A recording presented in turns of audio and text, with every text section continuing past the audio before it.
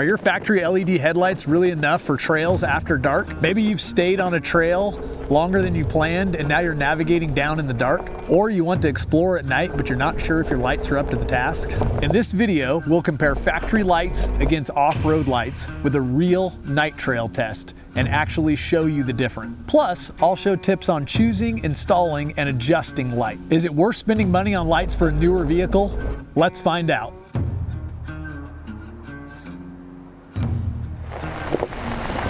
All right, we're out here on a great trail near my house in southern Utah as the sun's going down. I'm Mike, by the way.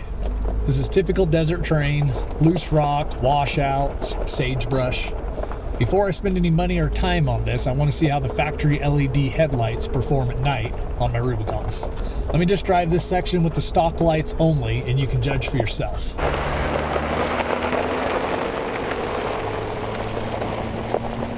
Okay, so it's not terrible. I can see the trail and I can make out the bigger ruts, but I'm definitely going slower than I would be in the daytime. And there are times where I'm kind of guessing what's ahead until I get closer. Is that just how night wheeling is, or will lights actually help? I genuinely don't know yet. Well, I picked up some KC lights to test that exact question. Let's head back, get them installed, and see if they actually make a difference.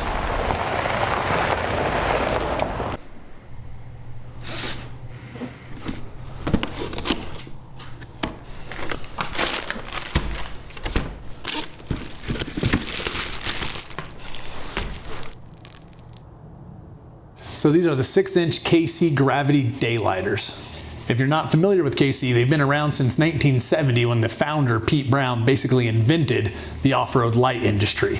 When he retrofitted aircraft landing lights for his truck after getting tired of terrible visibility in the desert. The daylighter was their first product and it became pretty iconic. You've probably seen the yellow smiley face covers on the front of countless rigs and off-road magazines. They've been testing their stuff in actual desert racing for over 50 years, which is one of the reasons I went with them. These new LED versions use their G6 optical system. Each light puts out over 2,300 lumens. I'll show you how that stacks up against the OEM lights. But my real hope is that they're able to light up areas to the side and further down the trail that the factory headlights just don't reach. I went with the driving beam pattern. That's a balance of distance and width, as opposed to a spot beam, which is narrow and goes really far, or a flood beam, which is really wide but shorter. These are SAE compliant, which means they're actually street legal without the covers. The beam pattern is designed not to blind oncoming traffic. The kit comes with lights, classic smiley face stone guards, complete wiring harness with an illuminated switch. The build quality looks really solid with a black powder-coated steel housing and a polycarbonate lens. But looking good in the box and actually performing good are two different things, so we'll find out. I just need to get these mounted up.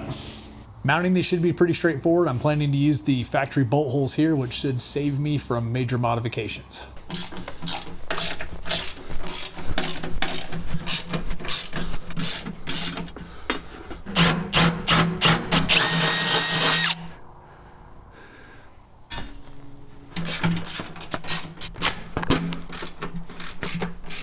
Okay, just needed to drill a couple of small holes for the mounting bracket.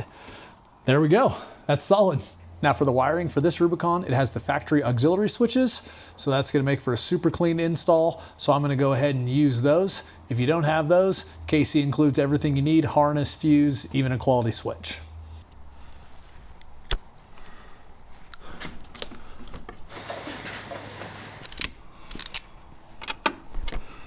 So I ran the wires right along the bumper right here, up behind the grill, and into the engine bay, and connected to the factory harness. Takes a bit of time to get everything where you want it and make sure nothing's gonna chafe or rub over time, but it's pretty straightforward. Moment of truth, flipping the switch. There we go, they're on. Okay, that seems bright in the garage, but here's what most people don't realize. You can have the best lights in the world, but if they're not aimed right, you're not getting what you paid for. Before we head to the trail, I need to show you how to aim these properly because this step makes or breaks the whole setup. Most people skip this or rush through it and then wonder why their lights don't seem much better than stock. It takes about 5 minutes, but it's the difference between these being worth it or not. I've got the Jeep parked about 25 feet back. I'm gonna be turning on the high beams and marking the top and bottom of the hot spot. That's the brightest part of the light.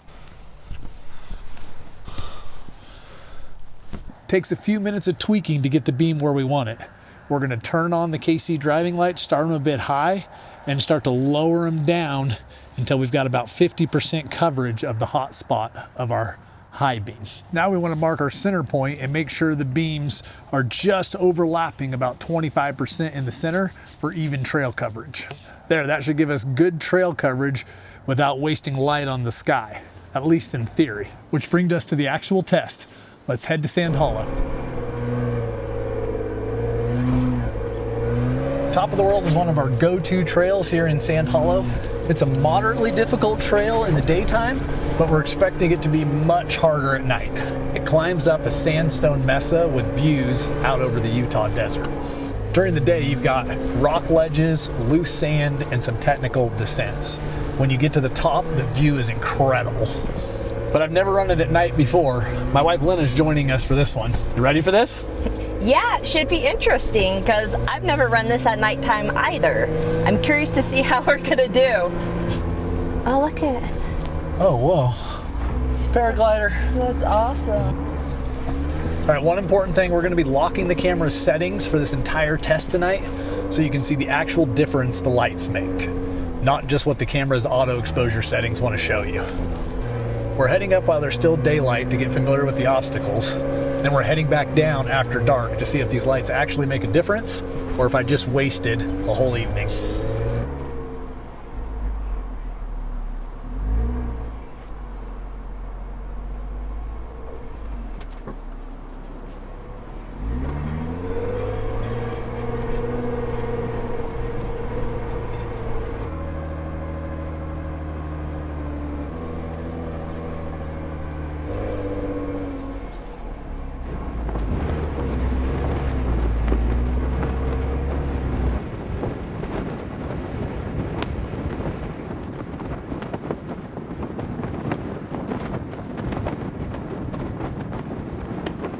The sun went down quick and that ascent was no joke. Steep sections, loose rock with some deep holes.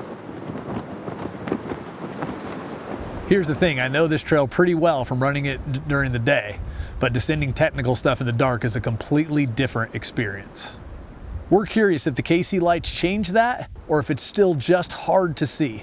First up is a rocky descent where every shadow could be hiding one of those tire-sized holes. Let's find out. All right, first technical section on the way down this loose rocky area. Let me try it with just the factory light so you can see what I was working with before.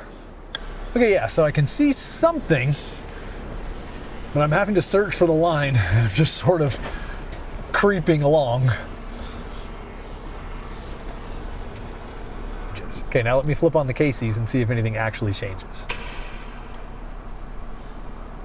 So it's easier to pick a line through here now that I can see more detail out the side. That's the path you take between the obstacles. Yeah, I could see a lot more detail out my side as well. Interesting. But rocks are only one challenge. Sand dunes are a completely different beast. Let's see how the lights handle that. Okay, coming into the sand dunes now, this is where I was really curious if the lights would help. Because sand at night is tricky.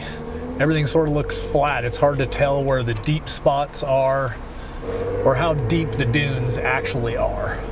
With just the factory lights, it's not quite as bright. I just can't see the texture differences to tell where the firm ground is versus where you might get stuck. Yeah, it's all looking a little flat to me. KC, power! With the KCs on, I can see the texture differences a bit better, where it might be firmer or where it might be loose, allowing me to pick a line with more confidence. The extra light is definitely showing me more detail here, but there's one more section to really test your night vision, and that's those banked S-turns. I feel like that's where we're really gonna see if the extra width from the KC lights helps, so you can see where the top and bottom of the turn are. Last section, these sandy banked S-turns out here.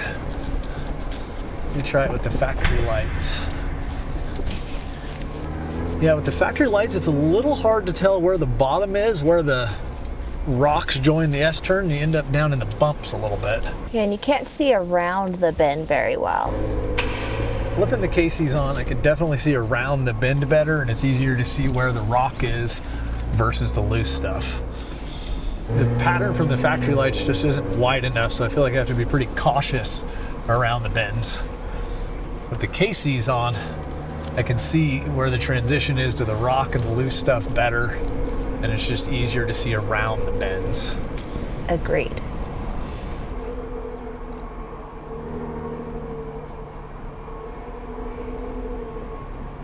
All right, we made it down. Now let's talk. Oh, we made it down. High five. All right, we made it down. Now let's talk about if this upgrade is actually worth your money.